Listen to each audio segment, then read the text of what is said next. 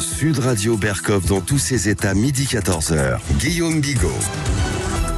13h03 sur Sud Radio, l'heure pour nous de vous présenter ce face-à-face aujourd'hui. Guillaume Bigot reçoit Pierre Valentin, essayiste et auteur de ce livre « Comprendre la révolution woke ». C'est aux éditions Gallimard. Bonjour Pierre Valentin. Bonjour Pierre Valentin, alors ce sera davantage, je pense, un côte-à-côte qu'un face-à-face, parce que je suis ravi de vous recevoir d'abord, parce que vous êtes un jeune auteur, je crois que vous avez 26 ans, c'est ça ? 25, ah oui, je vous vieillis. Le talent n'attend pas le nombre des années, donc vous incarnez un peu la relève pour moi. Deuxièmement, parce que vous nous parlez du wokisme, et le wokisme, vous l'avez vu de près, vous avez étudié en Grande-Bretagne, à l'université d'Exeter. Et ensuite, parce que vous avez été l'un des premiers en France à commettre une note pour la Fondapol sur le wokisme. Et aujourd'hui, vous livrez un « Comprendre la révolution woke » aux éditions Gallimard. Lecture que je recommande à tous nos auditeurs. Donc bonjour et bienvenue. La première question que je me pose, c'est est-ce que finalement on leur donne pas trop d'importance à ces fameux woke? Le regretté Laurent Bouvet, qui avait inventé ce concept d'insécurité culturelle et qui ferraillait très très dur contre les woke. Je me souviens, on avait des grandes discussions où je lui dis mais pourquoi tu donnes autant d'importance à ces gens? Ils relèvent un peu de la psychiatrie. Est-ce que peut-être pas exagéré non plus, mais est-ce que, vous voyez, ce sont des gens, on a l'impression qu'ils s'affranchissent du principe de non-contradiction. Est-ce que c'est sérieux de parler à des gens qui vous disent 2 + 2 = 5 ? Là où je dirais que je partage votre analyse, c'est qu'en effet, la pure rationalité froide des faits et des raisonnements logiques ne vont pas les arrêter nécessairement. Par contre, là où, à mon sens, l'exemple de Claudine Gay, la présidente de Harvard, me paraît importante, pour rappeler brièvement auprès de vos auditeurs, le Sénat, ou le Congrès américain, lui a posé la question, est-ce que dire que il faut génocider les Juifs est problématique par rapport aux règles de conduite de Harvard. C'était à la suite de la flambée d'antisémitisme dans les universités. Tout à fait, depuis le 7 octobre notamment. Et là, elle a dit ça dépend du contexte, elle n'a pas osé le dire clairement. Ensuite, il s'est avéré que donc ça montre que ça pénètre profondément. Ça pénètre. Ensuite, pour aggraver son cas, si je puis dire, on a vu qu'elle avait plagié une quantité très importante de fois, alors qu'elle est présidente de Harvard et c'est elle qui met en place les règles sur le plagiat. Elle a déjà exclu des élèves, à juste titre, j'imagine, pour plagiat. Mais donc ça pose question. Et le board de Harvard s'est réuni et a finalement tranché en sa faveur en ne la limogeant pas. Qu'est-ce que ça indique, cet exemple ? C'est que ça vient détruire, à mon sens, 2 mécanismes de déni très importants lorsqu'on parle de wokisme, qui est le premier, le fond n'est pas si radical que ça. Ce sont des gentils progressistes qui parlent d'inclusion et de diversité. Là, on voit qu'on est quand même sur ne pas condamner explicitement la phrase « il faut génocider les Juifs ». Donc, le fond est très radical. Et ensuite, l'aspect marginal, en disant oui, mais c'est dans quelques départements d'universités très marginaux, ça ne parle pas, ça ne pénètre pas des grandes institutions. Là, on est face à la présidente de Harvard. Donc là, c'est institutionnel. Vous dites que c'est institutionnel et que ça résiste en plus. Institutionnel et radical. Et c'est pour ça que l'argument qui est de dire on va en parler moins pour moins les faire exister, en réalité, elle continuerait à être tranquillement présidente de Harvard et les gens ne seraient même pas au courant de la radicalité du propos si on n'avait pas essayé de le médiatiser. Donc il faut en parler, ça tombe bien, on en parle. Et, par exemple, vous citez quelqu'un qui s'appelle Pauline Armand. Armange, c'est ça, Armange, qui dit « Moi, les hommes, je les déteste », c'est ça ? Oui. Et ça s'est vendu à combien, son bouquin-là ? Ça, je ne saurais pas vous dire. Par contre, il y a eu il y a un public pour ça. Il y a eu un public, il y a eu un certain retentissement, moins que l'autre ouvrage que je cite dans la même veine, qui est Le génie lesbien de Alice Coffin, qui est tout aussi radical et qui pour le coup elle a été enviée. C'est une mise en abîme, si vous me permettez. C'est un génie qui fait un livre sur le génie. Ouais, tout à fait. Un génie au carré. Et voilà, elle pour le coup, elle a vraiment été invitée pour détailler les nuances infinies de sa pensée sur beaucoup de plateaux. Mais donc ce que dit Armange, pour reprendre le premier exemple, moi les hommes je déteste, c'est pas un titre provocateur, ou en tout cas il est fidèle au contenu.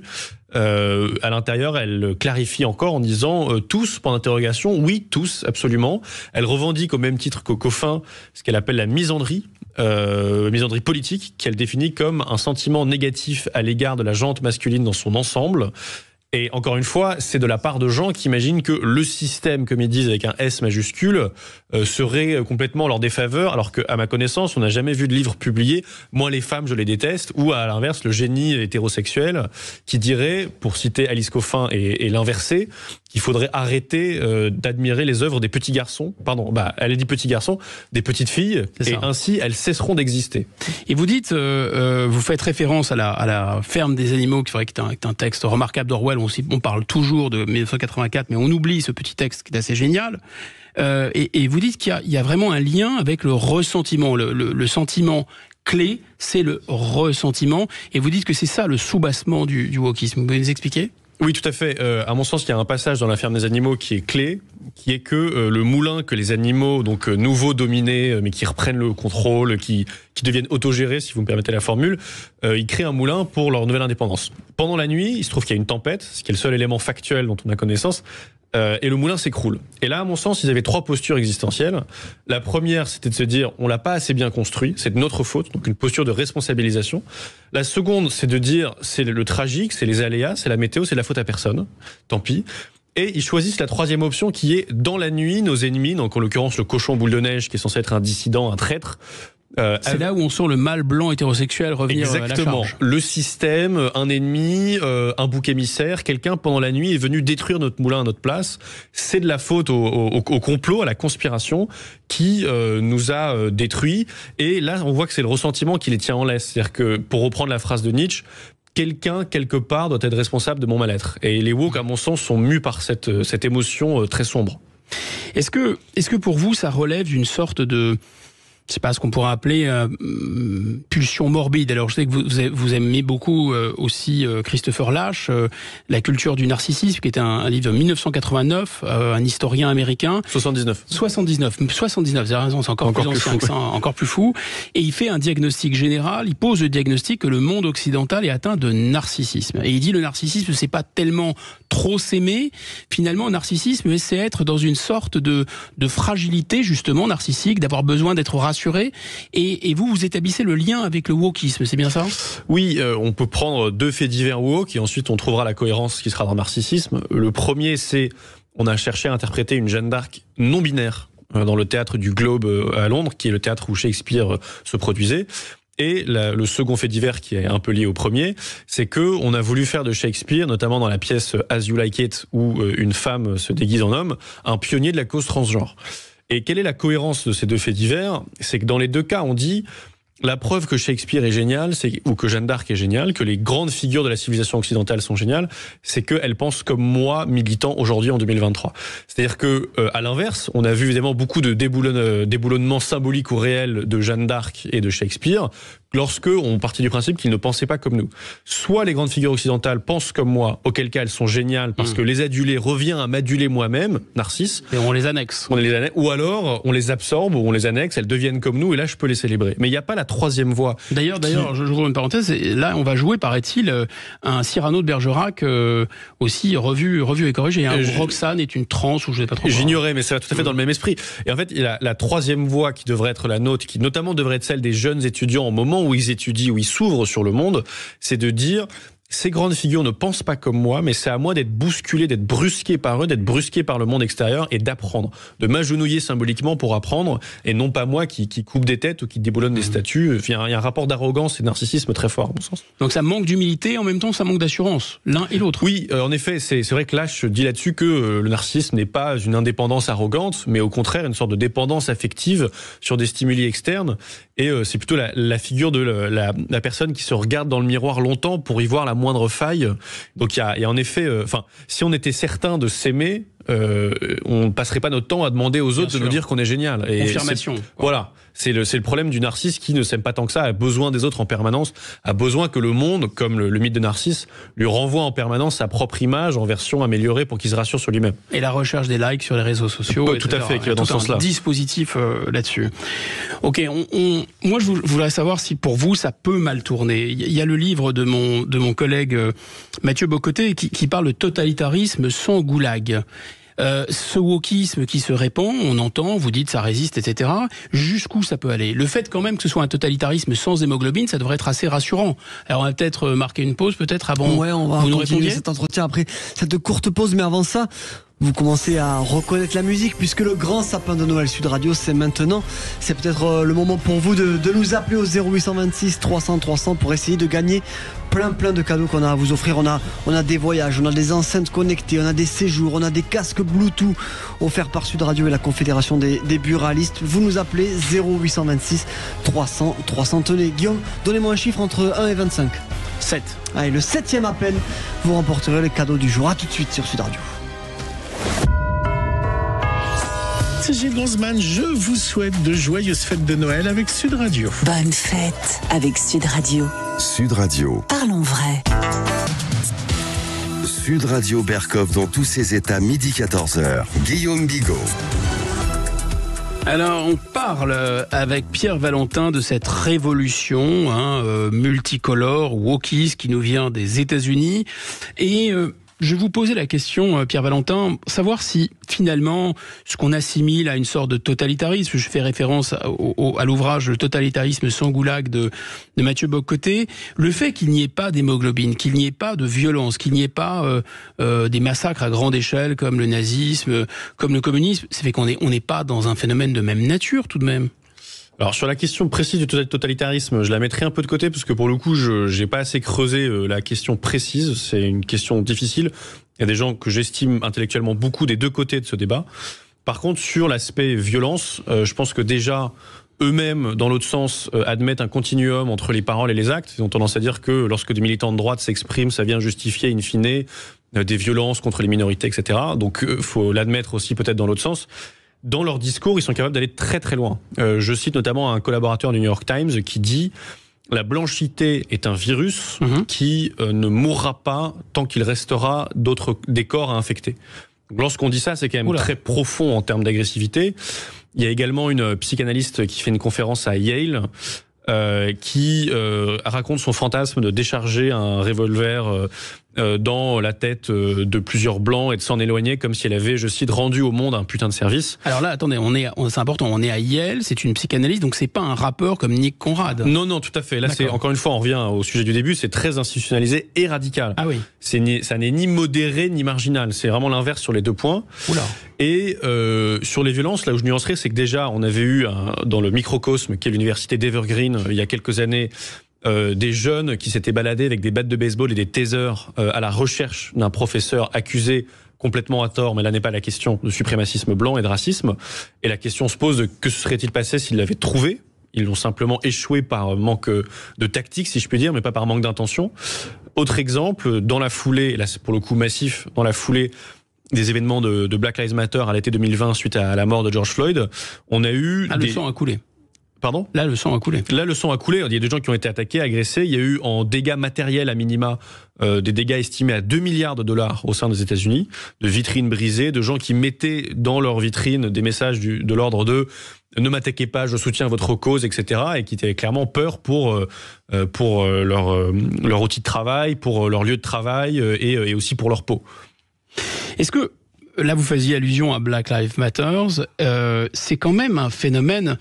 Est-ce qu'au fond du fond, c'est pas l'américanisation qui pose problème? Est-ce que l'américanisation n'est pas à la fois le moyen d'importer le wokisme, mais d'importer la guerre des races, parce que c'est une thématique qui préexiste au wokisme, la guerre des races, suite de lire Tocqueville.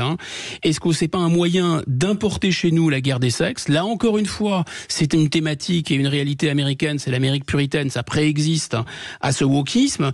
Est-ce que finalement, il y a près de deux questions en une, est-ce que le wokisme, c'est pas un puritanisme à l'envers? Est-ce que le problème central, c'est pas l'importation de tout ce qui vient des États-Unis? Alors je vais dire oui et non, et après j'essaierai de faire une synthèse. Ça fait un peu énarque, mais tant pis. Alors oui, parce que déjà l'américanisation culturelle, en effet, ne date pas du wokisme. Dès le plan Marshall et après la Seconde Guerre mondiale, il y a toujours eu, je dirais, un effet de gravité et d'attraction des États-Unis, les chewing-gums, les jeans, etc. Donc là, tout à fait, ça participe à ça, et de fait, évidemment, leur histoire sur la question de la race est beaucoup plus forte que nous là-dessus. C'est un sujet qui est beaucoup plus américain. Par contre, à l'inverse, on pourrait citer tout de même SOS Racisme, et notamment le fait que le sociologue Paul Yonnet, dans son voyage au centre du malaise français, montrait que contrairement aux souvenirs que certains en ont gardés, ce n'était pas l'éloge de l'assimilation républicaine et du colorblindness, de la cécité à la couleur, de ne pas avoir les couleurs. C'était au contraire une re-racialisation dite positive des dominés, des racisés, comme on dirait aujourd'hui, dans le but de faire une mise à niveau. Simplement, Yonnet, qui écrit en 93, estime que lorsqu'il écrit « On atteint le point de neutralité raciale où il faudrait arrêter cette racialisation positive », ouvrez les guillemets et fermez les guillemets, et lui voyait déjà que cette tendance s'accélérait. Donc on n'était pas dans un rééquilibrage, mais dans une revanche, ce qui est un peu différent. Une façon de faire la synthèse des deux, c'est peut-être de dire que SOS Racisme était déjà une américanisation du débat français, avec ce retour de la race dans le débat. Donc c'est peut-être une façon de dire à la fois oui et non. C'est un livre des années 90, livre absolument remarquable, qui a été vraiment très très très attaqué à l'époque. Oui, il a été complètement mitraité, il a payé, en termes de carrière et de statut social, il a payé très très cher. Parce qu'il attaquait ce qui était une sorte de totem à l'époque, complètement sacré, c'est-à-dire SOS Racisme.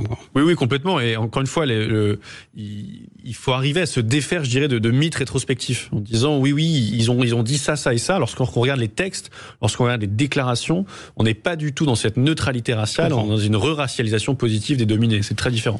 Et alors, vous avez raison, parce que dans SOS Racisme, c'est vrai, même si c'était très dominant à l'époque, et je peux en témoigner, j'étais complètement adhérent à ce mouvement, parce que ça nous paraissait vraiment lutter contre le racisme, être pour. Voilà, mais on n'entendait pas en creux la valorisation et la célébration des origines à la mode américaine. Bien sûr. Je suis tout à fait d'accord avec vous. Mais alors, je vais peut-être vous pousser un peu dans vos retranchements. Est-ce que finalement le phénomène des identitaires, l'idéologie identitaire, on peut certaines déclinaisons, le virilisme, etc. Tout ce qui essaye de contrecarrer et de contrer le wokisme, est-ce que c'est pas une autre forme de wokisme? Est-ce que c'est pas finalement là encore traiter, on va dire, de la majorité française, européenne, de les traiter comme une tribu, comme une autre, enfin comme célébrer leurs origines aussi, parce qu'on est dans la célébration américaine, voire wokiste des origines, et que pour reprendre vos termes, on est dans le ressentiment et dans la chouinerie narcissique. Je pense qu'en effet, la position victimaire est addictive et contagieuse. Et je pense que c'est un virus idéologique qui se diffuse parfois par opposition au wokisme. Là où, à mon sens, le terme identitaire est trompeur, c'est qu'il met au même plan différentes identités. C'est-à-dire que l'identité dans le cadre woke, notamment dans le domaine du genre, on en revient vraiment à un genre par personne, in fine, au vu de l'acronyme qui ne cesse de s'agrandir, les pansexuels, les asexuels, les demisexuels, enfin je pourrais vous en inventer et personne ne saura dire lesquels sont vrais ou pas d'ailleurs, c'est tout le problème. Ça, il y a quelque chose de narcissique c'est l'identité individuelle, c'est de l'identité, le narcissisme de la petite différence, c'est vouloir se construire en opposition à l'identité nationale. Tandis que, à mon sens, l'identité nationale, elle, justement, a un but d'unification et non pas de fragmentation. De ce point de vue-là, c'est très différent. Renan, la France, c'est une nation, c'est mieux qu'une race. Donc c'est pas l'identité, c'est ni une religion spécifique, ni une couleur de peau spécifique. Oui. En tout cas, il y a une volonté, la nation, je dirais, pas l'identité, d'unification à un niveau supérieur. Tandis que là, je l'explique dans le premier chapitre, la seule cohérence, typiquement, de la phrase « la communauté LGBT » qu'on entend dans tous les médias, c'est une unité négative. C'est-à-dire que la seule chose qui les réunit en tant qu'identité, c'est d'être contre la conception traditionnelle des rapports hommes-femmes hétérosexuels en Occident depuis 10 siècles, si on veut. Donc c'est la seule cohérence possible au sein des contradictions qu'ils ont au sein de leur conception de l'identité. C'est un peu différent de mon point de vue là-dessus. Mais bon, moi je rappelle souvent que la seule communauté en France, ça devrait être la communauté nationale, et que plutôt de parler d'identité, on ferait mieux de parler de patriotisme, c'est-à-dire la religion civique et l'attachement au pays de nos pères, et renvoyer les couleurs, comme on dit sous les drapeaux à l'armée. Qu'est-ce qu'on pense, quelqu'un qui a votre âge? Souvent vous renvoyez un peu le souverainisme de gauche, assez vieille lune, vous dites vous êtes complètement dépassé, on va maintenant vers une sorte de guerre bloc contre bloc. Je pense qu'en tout cas, on entre clairement dans un âge identitaire. Ça me paraît évident. La question, c'est comment est définie cette identité. C'est-à-dire que dès qu'on pose des frontières, on pose une identité. Dès qu'on pose des frontières nationales, on pose une identité. Dès qu'on pose des frontières conceptuelles, on pose une identité. La seule question, c'est où est-ce qu'on les dessine. Et encore une fois, soit on les dessine sur le mode de l'archipel. C'est un thème qui est beaucoup revenu, je pense à juste titre, Et aujourd'hui, ces petits archipels identitaires, encore une fois, ont pour seule cohérence l'opposition à ce qu'ils appellent le système, mais ce qui, in fine, est une façon de dire la communauté nationale. Ils vont dire le système blanc, le système patriarcal, le système, etc. Mais ça revient à dire ma seule cohérence est de m'opposer à la France. Et je pense que ça nous apprend, avec le succès du wokisme dans la jeune génération, que l'unité se refera nécessairement. La seule question, c'est avec ou contre nous. Ça, vous dites qu'en fait, ça aussi c'est important, on va y revenir tout à l'heure, vous dites que le wokisme, il est biodégradable, en fait, ça, il va se dissoudre, hein, il va tomber en poudre. Oui, parce que, encore une fois, leur seule cohérence, parmi la myriade de contradictions qui pèsent lourd, c'est l'unité négative. C'est dis-moi qui vous haïssez, je vous dirai qui vous êtes, il fonctionne comme ça. C'est un peu la minute de la haine d'Orwell en 1984. Dans quel sens criez-vous ? Et là-dessus, le jour où il y aura, disons, de moins en moins d'ennemis dans leur logiciel, ils vont tourner les uns envers les autres. La seule question, c'est qu'est-ce qui restera de la France à ce stade ? Qu'est-ce qui restera culturellement d'autres alternatives spirituelles et existentielles pour la jeune génération que le projet autodestructeur woke ? Et ça, c'est une vraie question profonde, à mon sens, à laquelle il va falloir répondre. Mais c'est peut-être mieux de répondre moins par la victimisation que par le nous collectif. Moi, je suis entièrement d'accord. Et le surmoi, d'ailleurs. Oui, bien sûr. Mais je vois ça, en effet, parfaitement à droite, des gens qui disent, notamment dans des médias dits dissidents de droite, ma vidéo YouTube a été censurée, ce qui est en soi la preuve que j'ai raison, ce qui n'est pas un bon raisonnement, c'est une façon de devenir très bête très vite. Ou alors, de la même façon, Anne Hidalgo, Christiane Taubira ou une tête de turc de la droite a dit l'inverse de ce que je dis, ce qui est bien la preuve que j'ai raison. Et ça, c'est une mentalité dissidente ou victimaire, si on veut, qui empêche toute réflexion sérieuse. Ah, le wokisme, c'est contagieux, effectivement. Merci. On va continuer cet entretien dans un instant, mais avant, on va prendre la gagnante du jour pour le Grand Sapin de Noël Sud Radio. Et c'est Diane qui nous appelle depuis Marseille. Bonjour Diane. Bonjour. Vous préparez les fêtes ? Bonjour. Je prépare les fêtes, oui, comme tout le monde. Ouais. Bon, en tout cas, Diane, je suis ravie, écoutez. On est ravis aujourd'hui de vous faire gagner un coffret d'une valeur de 300 €. Alors, qui comprend une enceinte connectée pour nous écouter toute la journée sur Sud Radio, une bubble lampe design avec chargeur à induction, une enceinte radio étanche pour nous écouter même sous la douche. Et puis, vous avez d'autres surprises design et connectées de la marque française Lexon. Et vous pouvez aller voir sur lexon-design.com. Félicitations Diane, et on rappelle avec plaisir que le Grand Sapin de Noël Sud Radio continue sur sudradio.fr et sur les réseaux sociaux de Sud Radio. A tout de suite sur Sud Radio et bonne fête encore. Bonne fête à vous. Sud Radio Berkov dans tous ses états. Appelez maintenant pour réagir 0826 300 300. Sud Radio Berkov dans tous ses états, midi 14h. Guillaume Bigot. Alors je suis avec Pierre Valentin et on parle de cette révolution pas comme les autres qui nous vient des États-Unis, le wokisme, vous en avez entendu parler. Là on essaye de vraiment de soulever le capot et de voir ce qu'il y a en dessous. Vous nous dites qu'il y a quand même un lien dans la manière dont ça se propage avec le marxisme, avec le gauchisme, vous parlez d'ailleurs votre livre s'appelle Comprendre la révolution woke. Donc la révolution, c'est quand même un terme qui a toute une histoire politique. Expliquez-nous un peu. Oui, alors moi je mobilise la notion de révolution comme le fait Orwell encore une fois dans La ferme des animaux, qui est de dire que la révolution politique parfois se confond avec la révolution géométrique. C'est-à-dire que vous avez un point de départ, et si vous le définissez uniquement par la négative, ce qui est le cas à la fois du wokisme et des cochons dans La ferme des animaux, dans les deux cas c'est, si je voulais être un petit peu provocateur, exterminer l'homme, dans un cas avec un grand H et dans l'autre avec un petit H, le mal ou l'humanité, vous finissez fatalement par revenir au point de départ. Et à mon sens, on le voit dans... Parce que l'étymologie de révolution, hein, c'est absolument un axe géométrique qui est 360 degrés, si on veut. On revient au point de départ. Et tout à fait. Et la dernière scène de La ferme des animaux, c'est après que des cochons aient dit exterminer l'homme, des cochons et des hommes qui trinquent ensemble. Et là, on a un petit peu ça, à mon sens, avec le wokisme. Où typiquement, initialement, ça vient d'un courant qui se considérait comme une réponse aux années 40 et à l'antisémitisme et au nazisme, et qui, in fine, aujourd'hui revient à une sorte d'éloge plus ou moins explicite de l'antisémitisme, en refusant de dire sur les campus que, tout à fait, on fait 360 degrés, la boucle, en refusant de dire sur les campus que on tolérera pas la phrase clairement exterminons les juifs.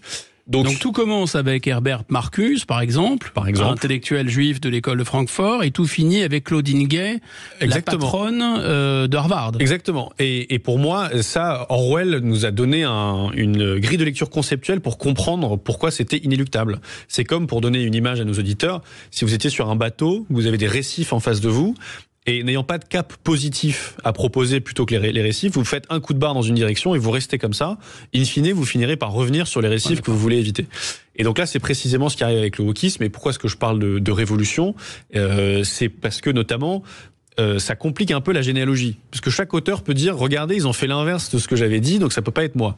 Mais il y a aussi, dans cette logique dialectique, cette inversion permanente, le fait de faire l'inverse de l'auteur d'avant, c'est quasiment une marque de signature. Donc là, c'est tourner en rond, c'est ne pas avoir de boussole, c'est pas exactement la même idée que, c'est Chronos qui dévore ses enfants, la révolution qui dévore ses enfants, c'est pas exactement ça. Je pense que c'est quand même assez proche. Moi, un exemple que j'aimerais donner, que je trouve frappant, c'est des auteurs postcoloniaux, donc le postcolonialisme est une des branches importantes qui aura nourri le wokisme. On le voit en ce moment avec l'insulte de colon, qui est reprise à la fois pour parler des Juifs en Israël et des Français en France, dans le postcolonialisme, on a un certain nombre d'auteurs qui, par exemple, font très clairement, dans les concepts, dans la façon d'écrire, dans la façon de réfléchir, du Michel Foucault dans le texte, mais sans le citer. Parce que, pour faire honneur à ce qui s'appelle la justice épistémique, de pas trop citer de mâle blanc, on va pas le citer. Mais pour autant, on est parfaitement dépendant de sa pensée. De la même façon, Judith Butler, dans Trouble dans le genre, va citer Lacan, mais sur des dizaines de pages, en démontrant à quel point sa pensée dépendait de Lacan, et à la fin, elle l'annule en le qualifiant plus ou moins explicitement de puceau rétrograde. Et donc je trouve que ce rapport à la filiation est très paradoxal, c'est-à-dire que on assume de dépendre de l'aîné, du père, symboliquement, mais à la fin, il faut tuer le père en montrant qu'on n'a rien à voir avec lui, et que même qu'il était moralement condamnable et parfaitement dépassé. Et c'est ce qui rend toute filiation et toute généalogie que j'ai essayé de faire forcément assez compliquée. Ouais, tous ces gens-là avaient un problème, c'est qu'ils étaient quand même lettrés, supérieurement intelligents, et le hasard fait qu'ils étaient blancs, mais enfin bon, et occidental, donc pour eux, évidemment, ça finit par être l'ennemi à canceller, comme ils disent, à annuler. Oui, et d'ailleurs, c'est ce qu'il faut dire à beaucoup de gens, disons, qui cochent les mauvaises cases identitaires et qui essayent de trouver des excuses à ce mouvement. C'est-à-dire que je cite par exemple l'universitaire Laure Murat, qui s'épuise à trouver des nuances dans un mouvement qui n'en tolère aucune, et qui s'imagine d'une certaine façon passer à côté de la vindicte et d'échapper à la foule. Mais il faut arriver à expliquer à ce type de profil que, en réalité, ce qu'ils ne savent pas, c'est qu'ils négocient le luxe d'être guillotinés en dernier. C'est-à-dire qu'ils ne sont pas en train d'acquérir leur légitimité auprès de cette foule. Ils sont en train de nourrir un tigre qui, in fine, aura assez de force pour les dévorer eux. Et je pense que cette logique-là est très peu intégrée par ceux qui, encore une fois, s'épuisent à trouver des nuances dans un mouvement qui n'en tolère pas. Donc là, je comprends, vous nous avez fait une généalogie, on parle d'une espèce de matrice, disons, très à gauche, la terreur, l'épuration, les procès, et donc ils vont finir par se liquider eux-mêmes ou s'épurer eux-mêmes, ok. Mais est-ce qu'on peut pas dire, de votre point de vue, qu'il y a tout de même une origine un peu, ou une origine, ou en tout cas une vectorisation par le capitalisme, par les multinationales, par les grandes entreprises de ce wokisme. C'est-à-dire que le wokisme s'est quand même propagé en France, notamment par les grandes entreprises, qui sont toutes d'ailleurs, il faut le dire, américanisées. Parfois, ces entreprises françaises parlent entre elles en américain, et alors elles n'ont qu'une idée à la bouche, c'est la diversité, c'est le genre, etc. Donc c'est bien à droite aussi, quelque part, le wokisme, non ? Ça dépend de si on classe le capitalisme comme étant à droite ou pas, mais ça c'est un autre débat. Alors là, c'est une percée conceptuelle. Si le capitalisme est à gauche, Pierre Valentin, je note, il est 13h36. Non, blague à part. Vous faites une percée wokiste, là, quand même. Non, mais je suis assez michéiste là-dessus. Donc, les deux libéralismes sont assez cohérents à pas mal d'égards. Mais bon, c'est un autre débat, on va pas le refaire ici. Ce qui m'intéresse, c'est que il y a en effet, je dirais, une diffusion dans le monde du privé et une diffusion dans le monde du public. C'est ça. Avant de revenir là-dessus, je pense que par contre, au niveau des origines théoriques, ils vont piocher, radicaliser, contredire, vulgariser des auteurs de gauche, et là-dessus, ils n'ont pas vraiment d'inspiration à droite.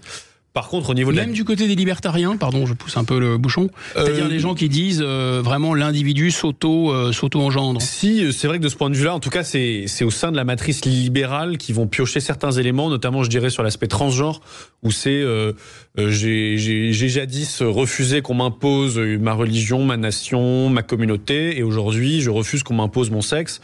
C'est une dissolution qui se prolonge dans le temps, on pourrait dire, de toutes les attaches non choisies.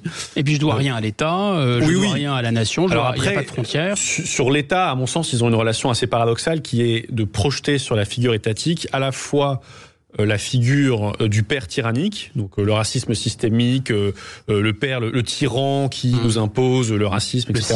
Le système. Et le patriarcat, d'ailleurs ça fait la jonction des deux notions, c'est à la fois le père et le système.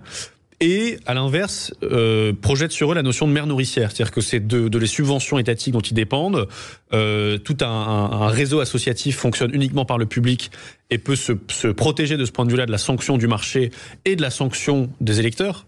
Dans le monde de la bureaucratie et de la subvention, on est à l'abri, pas toujours, mais souvent, de ces puissances-là. Donc ils n'aiment pas l'État papa, mais ils aiment bien l'État maman nourricière. C'est les deux. C'est encore une fois, c'est une relation adolescente à l'autorité. Ouais. C'est papa, j'aimerais que tu vois mes exploits et ce que je fais, mais par ailleurs, mon père est ce sale con. Enfin, si vous me permettez l'expression, donc c'est maman, cette façon. Donne-moi des subventions. Oui, mais donc c'est un peu les deux. C'est pas évident. C'est un rapport, encore une fois, immature à l'autorité, à la fois une grande dépendance parce qu'ils sont très peu débrouillards de par la surprotection que cette génération a vécue plus jeune. Et en même temps, cette réaction face à toute forme d'autorité, qui ne peuvent pas supporter toute forme de hiérarchie, de normes, ça, ils détestent ça. Donc il y a cette relation, je dirais, immature à l'autorité en général. Et juste sur la diffusion, on a vu à la fois, je dirais, le public avec, en France, j'encourage tous nos auditeurs à aller voir France TV /, qui est la version jeune, si on veut, version numérique, réseaux sociaux, tout ce qu'on veut, du service public de France Télévisions, qui est d'une radicalité hallucinante. Ah, je confirme, c'est gratiné. C'est très gratiné, avec même parfois des postes contre la police, en les traitant de systémiquement racistes, etc. Ce qui pose question. Et ça est financé, pardon, vous pouvez, avec nos impôts. Avec nos impôts. Là, c'est le public. Et ce qui est paradoxal, c'est que là, c'est l'État qui explique que l'État fait mal son travail sur la police. C'est-à-dire que, de la même façon, on a un État qui subventionne des associations qui ont pour but de dire que l'État est systémiquement raciste. Et on tolère cette espèce de masochisme subventionné en circuit court, et on trouve ça parfaitement normal. Ça, c'est du service public pour le coup. Mais en effet, dans le privé, on a, via des grandes entreprises comme Disney, qui pendant longtemps et aujourd'hui font un demi-mea culpa en disant on a trop wokisé, maintenant promis, on va essayer de divertir plutôt que de rééduquer. Eux ont très largement contribué à cette diffusion, et on a vu ça en France. Donc si vous voulez, c'est à la fois LinkedIn et France TV /. Pour vous, c'est davantage un mouvement américain, on soulignait cette importation américaine, ou un mouvement, disons, français. Vous citiez Foucault, Derrida, c'est ce que les Américains dans les universités appellent la French Theory. C'est quoi pour vous vraiment la racine, le noyau originel du wokisme? Alors pour moi, il y en a deux. Il y en a une qui est non française et une qui l'est. Sur tout ce qui est du genre, à mon sens, du côté de Foucault et des postmodernes en général, ils ont été radicalisés, mais pas intégralement trahis par Judith Butler qui est arrivée après, où là il y a cet éloge du flux, de la fluidité, de l'inclassable, de l'exception à la norme qui détruit la norme, de l'autre avec un grand A.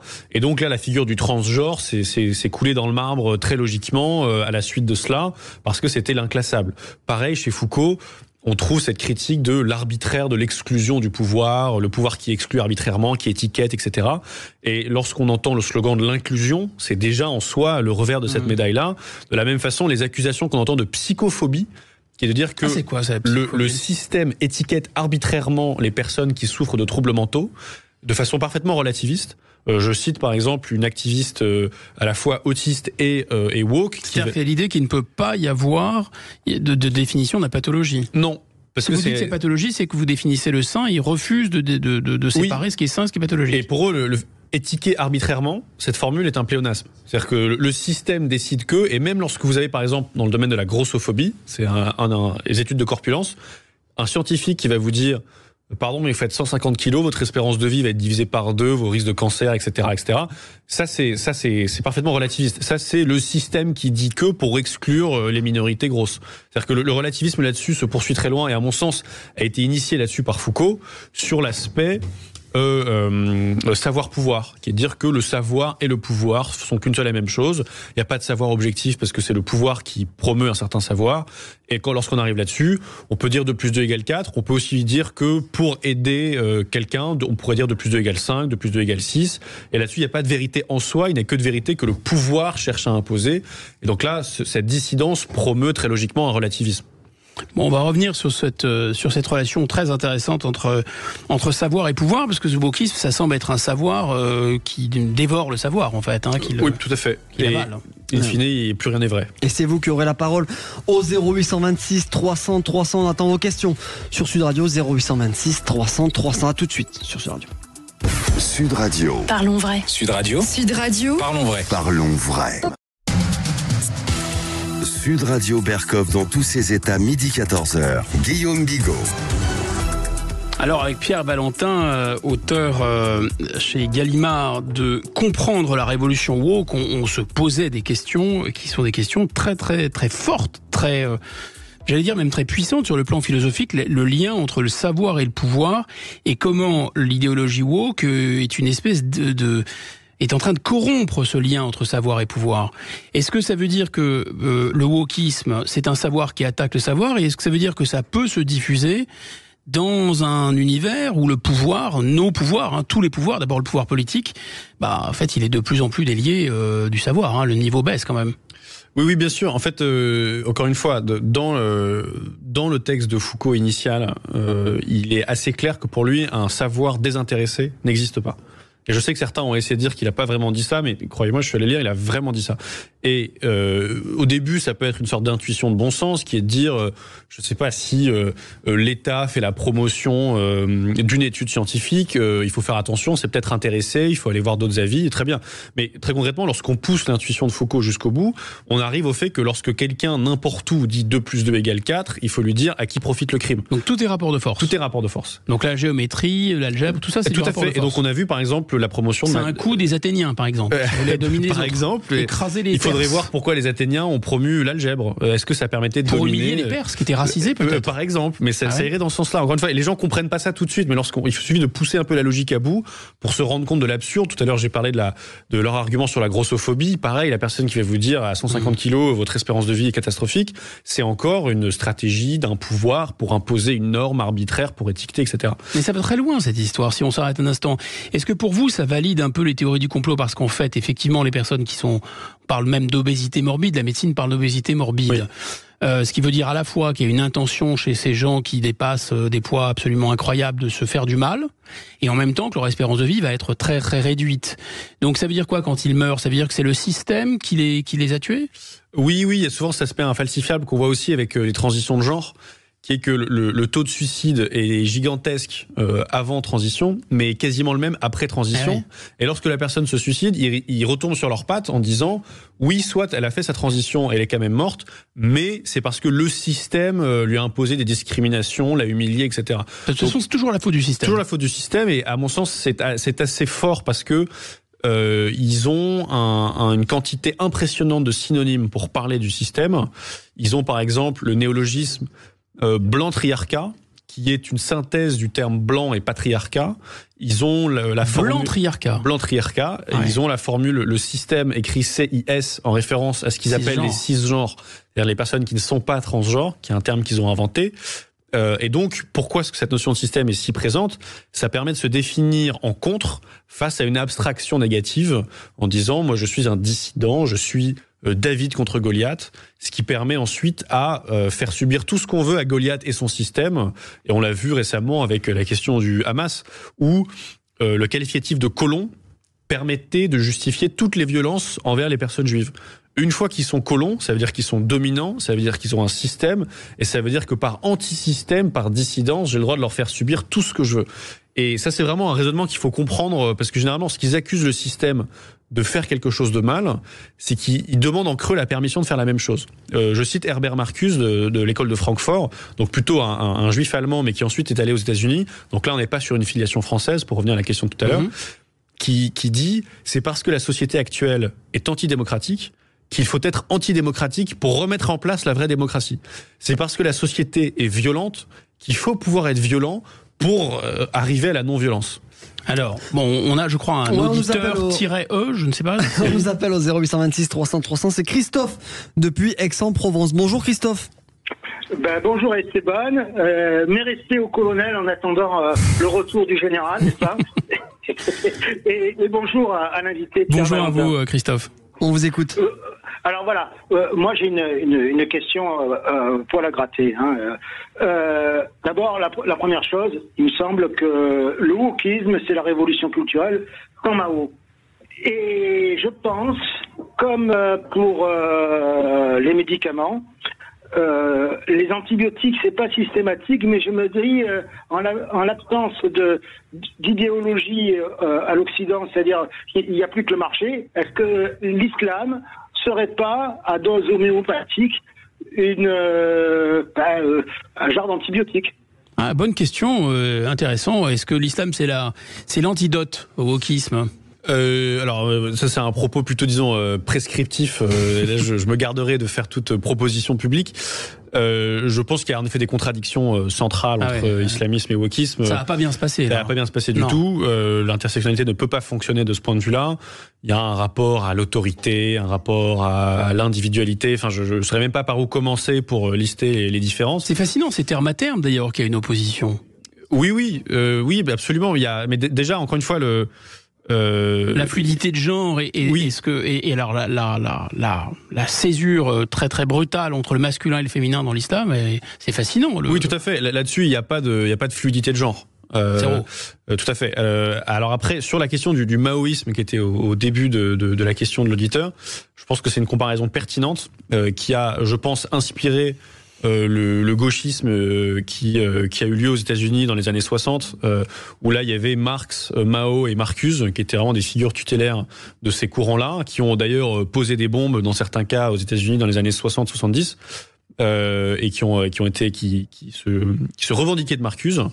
Là-dessus, la comparaison est intéressante parce que précisément, sous Mao et la révolution culturelle, il y a eu une volonté d'inverser le cours naturel des choses, où c'était aux jeunes de faire la morale en quelque sorte aux vieux, c'était aux jeunes de dénoncer leurs parents. Bombarder les états-majors, disait Mao. Absolument.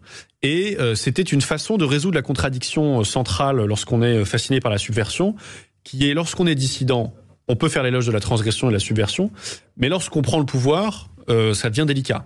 Et la façon que Mao avait trouvé, qui était assez ingénieuse, de ne pas être happé par cette contradiction, c'était de prôner une subversion permanente, mais à d'autres endroits. Donc par exemple, d'un seul coup, maintenant qu'on est au pouvoir, on va demander aux jeunes de dénoncer les personnes plus âgées, et on va poursuivre des révolutions, mais à d'autres endroits, pour que le fait qu'on soit en position de pouvoir en tant que transgresseur ne soit pas tout à fait perçu comme une contradiction par le reste de la population occupée à aller faire des révolutions dans tous les sens, à tous les niveaux.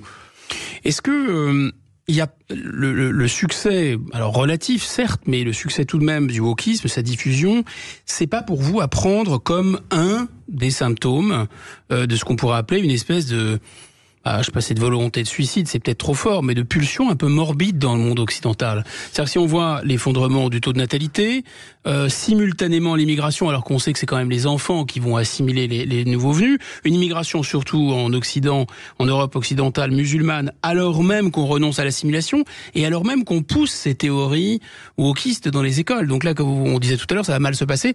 Est-ce que c'est pas quelque chose qui sent un peu la mort, quoi?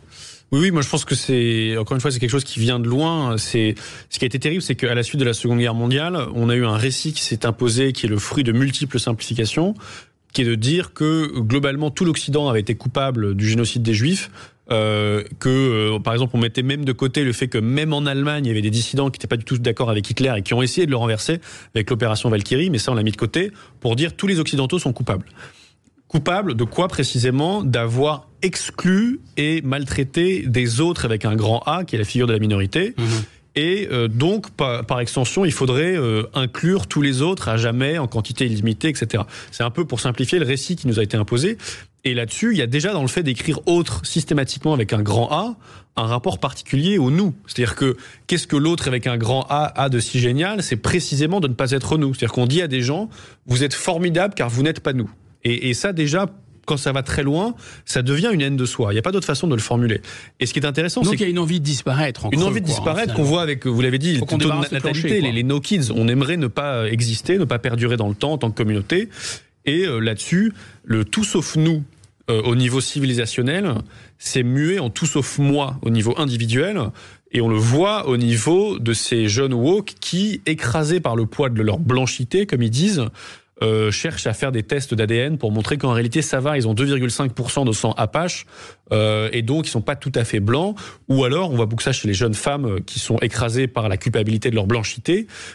Transitionner, donc devenir transgenre, donc pour échapper à la vindicte en y participant. Se fuir soi-même. Se fuir soi-même, exactement. Et c'est là où on revient au narcissisme, c'est pour être dans ce tout sauf moi, c'est dans le fond qu'on ne s'aime pas tant que ça. Ah, c'est sûr. Vous dites d'ailleurs que le wokisme va finir par s'effondrer, et vous avez cette formule, je trouve assez heureuse, mais aussi assez inquiétante. C'est-à-dire que le wokisme, c'est comme un serpent qui s'enroule, mais autour de notre cou, et il va finir par mourir, mais il va quand même nous étrangler à la fin. Oui, le serpent se mord la queue, mais autour de notre cou.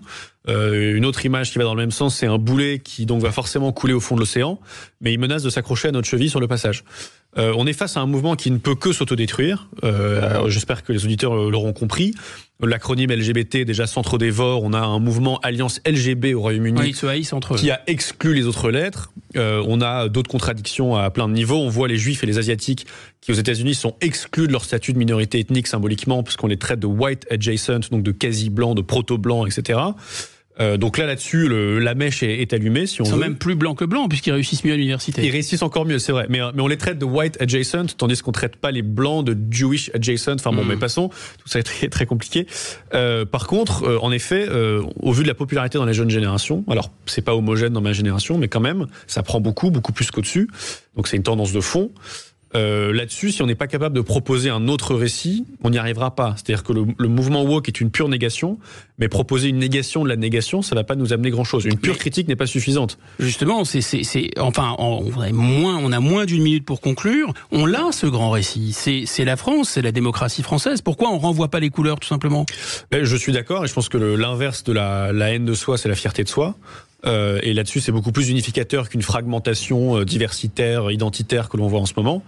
Et je pense que plus généralement, pour prendre là encore une autre image, on n'a jamais convaincu qui que ce soit d'abandonner sa bouée de sauvetage en lui disant qu'elle était de nature cancérigène. C'est-à-dire que ça reste une bouée de sauvetage. Et là, l'idéologie woke sert de ça pour toute une part de la génération. Et on voit qu'en creux, avec leur désir d'avoir une communauté transgenre, une communauté LGBT, etc., que le désir de faire communauté est très puissant et que c'est un appel à l'aide aussi qu'il faut savoir entendre. C'est ça, il y a plus fort que le black blanc beurre, il y a le bleu blanc rouge, quelles que soient nos origines. Merci Pierre Valentin. Merci. Je rappelle que vous êtes l'auteur de Comprendre la révolution woke aux éditions Gallimard. Ouais, c'est disponible en librairie et ça ferait un beau cadeau pour Noël. Merci à tous de nous avoir suivis. Merci à Maxime Sénat à la réalisation. Merci à Emmanuel Galasso au standard. Merci à Justine Houlet aux réseaux sociaux. Merci à vous Guillaume Bigot. On se retrouve demain de Avec midi plaisir. à 14h comme aujourd'hui. Tout de suite, c'est Brigitte Clay sur Sud Radio. C'est Céline Alonso, je vous souhaite de joyeuses fêtes avec Sud Radio. Bonne fête avec Sud Radio. Sud Radio. Parlons vrai.